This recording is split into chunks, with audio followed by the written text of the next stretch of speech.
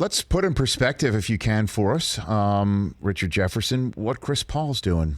He is somebody who retired from the NBA at the age of 37. Here he is at the age of 36 doing what he did, not just last night, but in that entire series, doing what he did, coming back from what looked like a very serious shoulder injury against the Lakers.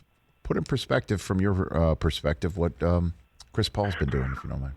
You know, I think we make too much of these legacy talks and all of this other stuff.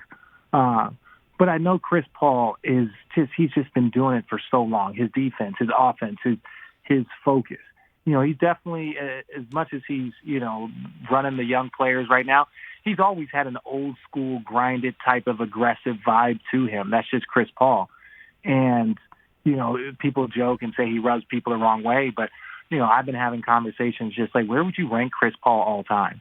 And I was like, dude, if Chris Paul goes in NBA Finals, like at this point in time, there's probably only 4 or 5 point guards that you would even consider that to be better than him in modern day. I'm not going to go back to the Bob Cousy's and that space, but, if you're talking about Jason Kidd, Magic Johnson, John Stockton, Steve Nash, Isaiah. Like how many? Like the list is very, very small. Mm-hmm. If you look at defensively, offensively, what he's able to do, and then the longevity and what he's able to do.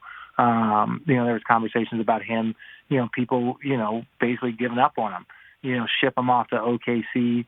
They're not sure what they're going to do. He takes them to the postseason, has a little value. Then James Jones decides to, say, hey, come on, come do what you did in OKC, come do it in Phoenix. And he has delivered in spades. It's been so impressive. So I'm still curious to see how it ends up. I don't know who's going to come out on that other side, but Utah, Clippers, that's a big matchup. But Phoenix looks really good right now. Well, let me tell you, man, just seeing Chris Paul being in the NBA Finals, and then I would love to see the Nets there as well, to be honest with you, just for the fact that, Chris Paul, Blake Griffin, DeAndre Jordan, all in an NBA Finals, although on separate teams, and then the other person who's right there is Harden, apparently, with whom he did not famously get along to. That's why he wound up at OKC, winding up in Phoenix. I mean, that would be off the charts. Would be off the charts.